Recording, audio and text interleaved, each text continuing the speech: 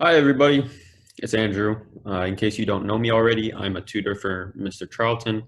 Today, I will be going over a few tips and tricks of how to learn at home. But before that, I hope everyone is doing okay and healthy during these unprecedented and challenging times. Um, and I hope that this video will be of some help to you. So why exactly should you keep studying? One, you don't want to lose the academic habits that you've been building so far as a student. You want to keep staying productive, and that means that you can't just lounge around all day doing nothing, watching TV, playing games, because during this time you would be in school and you would be learning about these different subjects and stuff. So I think that um, this is a really great time to continue that process of learning and to not lose track and fall behind of where you should be. Um, this is also a really great time to gain more skills and explore what else you might be passionate about in the future, whether it be cooking or creating media content or learning how to exercise, things like that. This is a really great time to kind of learn more skills, and overall, just the benefits to studying right now is that you can just study the things that you want, and that also includes biology and whatever else you might be learning. The first tip I have for you today is create a study space in case you haven't already. This includes a desk or wherever you feel comfortable. I just would not recommend the bed because studying on your bed is bad for a whole bunch of reasons. But anyways, in your study space, you want to stay organized and free from distraction.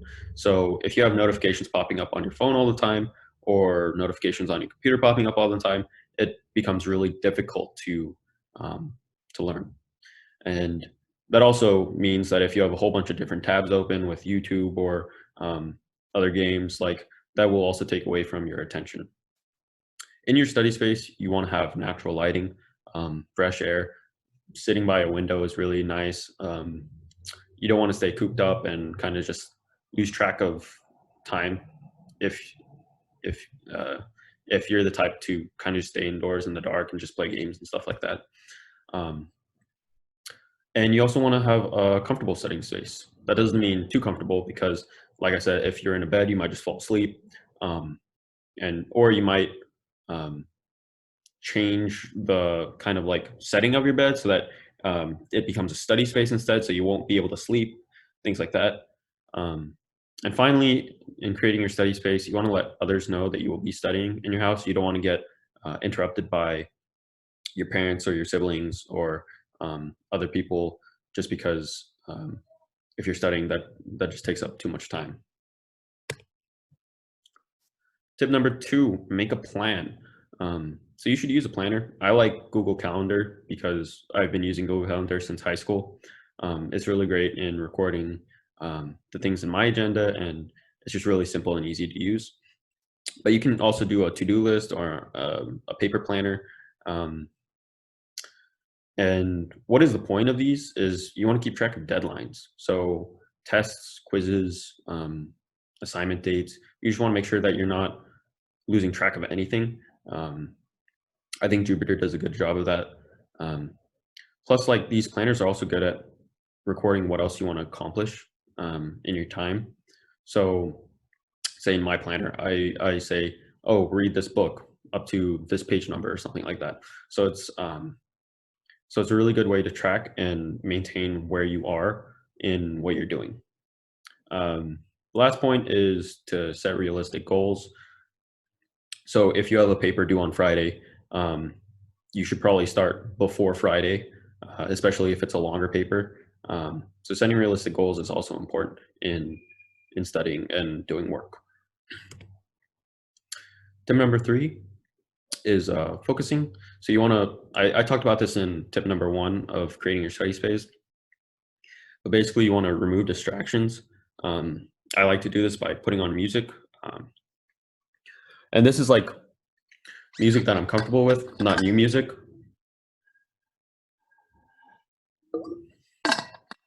Um, just because I'll be listening to the lyrics or the new beat or whatever, and it can be kind of distracting.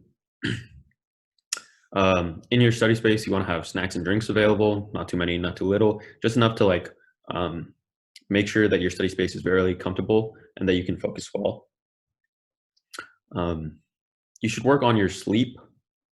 You should be getting 8 to 10 hours of sleep a day, and your sleep schedule shouldn't be outrageous. So like you're sleeping at 4 a.m.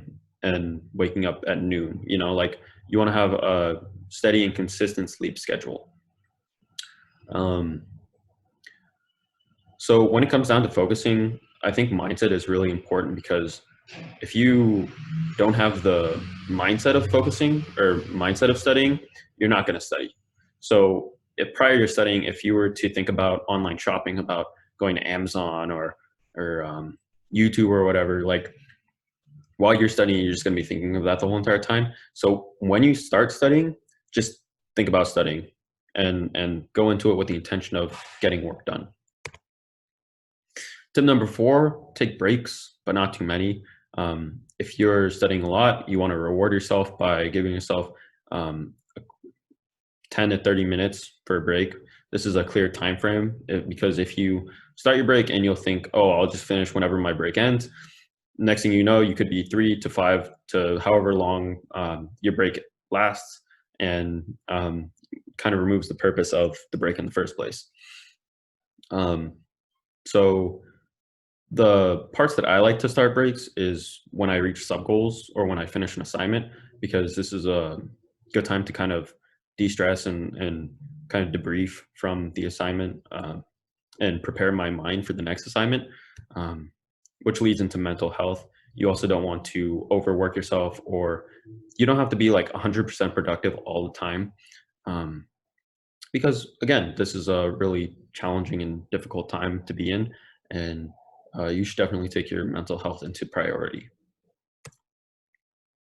Tip number 5, communicate with your peers. Talk to your friends online, whether it be Messenger, Zoom, Snapchat, social media, anything. I recommend talking to your friends online, not staying isolated, communicating with others about your struggles and receiving feedback on their struggles as well. This also relates to teachers, reaching out to your teachers. They're also going through quarantine. They're also dealing with the new change and how they have to work. Plus, it's a really great time to talk to them about material or ask questions when you need it. Socializing while you're studying. This is really great because when you're studying, I like to study in groups too, because it's easier for them to, for you to gain knowledge, talking to them and as a group, by sharing information and kind of helping each other learn things better,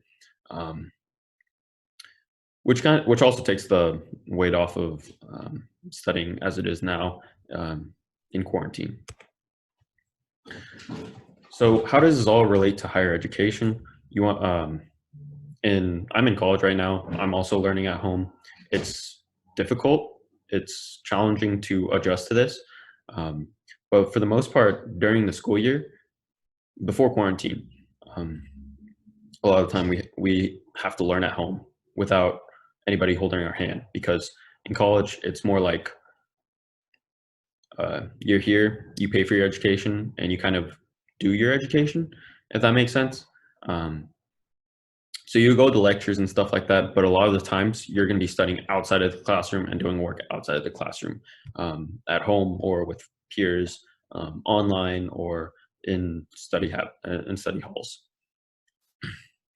And so I think a really great parallel is the podcasts and the YouTube videos that Mr. Charlton is putting up, because we review podcasts for learning information, learning new material, and Mr. Charlton is doing that on his YouTube channel, which is really great.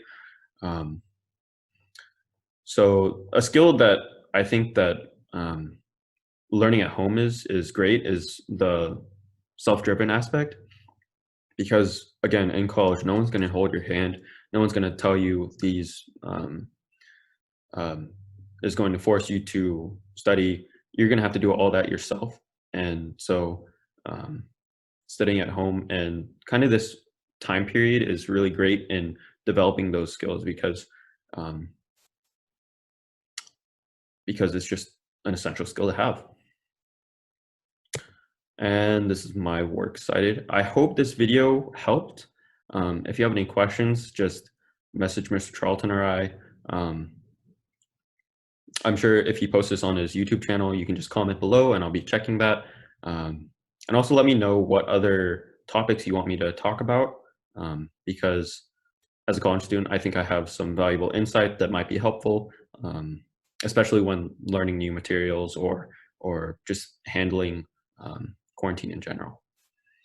All right, thanks for watching, and I hope that you are safe and continue to stay safe, and just basically have a great day. All right, bye.